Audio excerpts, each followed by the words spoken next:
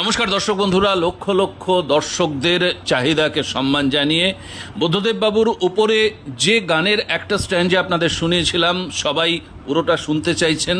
তাদের উদ্দেশ্যে এটা আবার আমার বিনম্র নিবেদন, এবং এই গান নিশ্চিতভাবে হৃদয়ে থেকে যাবে বহু বহু দিন।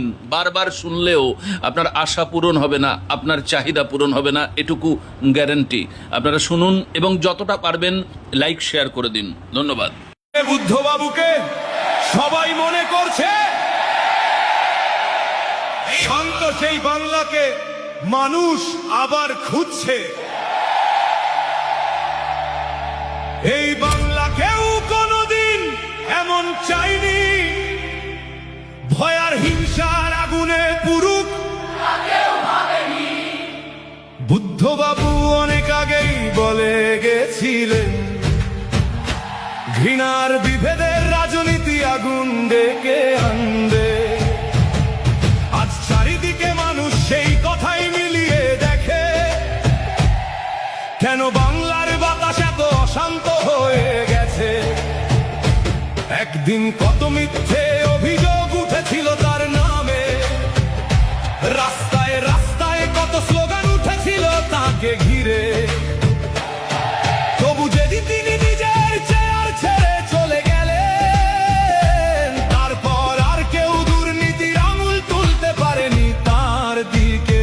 ক্ষমতা হারিয়েও তিনি শান্ত ছিলেন, কারো বিরুদ্ধে কাদা ছোড়েননি। আজকের মতো প্রতিদিন গালাগালি ভয় দেখানো, একে অপরকে অপমান করার রাজনীতি। আজ মানুষ প্রশ্ন করে নিজের মনে, এত প্রতিশ্রুতির পরে কেন বাংলার যুবক কাজ পায় না? কেন শিক্ষিত ছেলেমেয়েরা রাস্তায় বসে থাকে?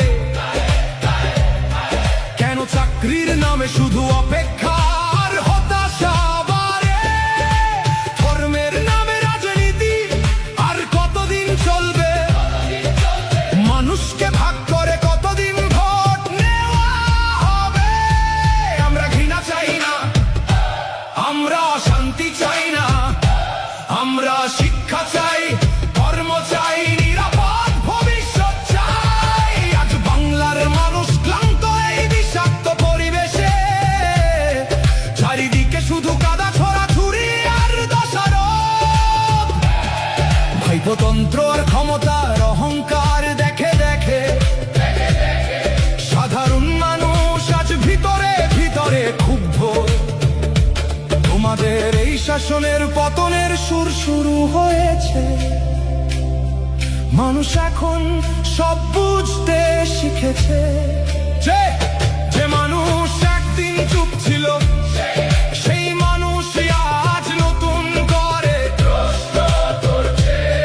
বুদ্ধবাবুকে আজ সবাই নতুন ভাবে মনে করছে, কারণ মানুষ এখন আজ এই দিনে বুদ্ধবাবুকে সবাই মনে করছে শান্ত সেই বাংলাকে মানুষ আবার খুঁজছে।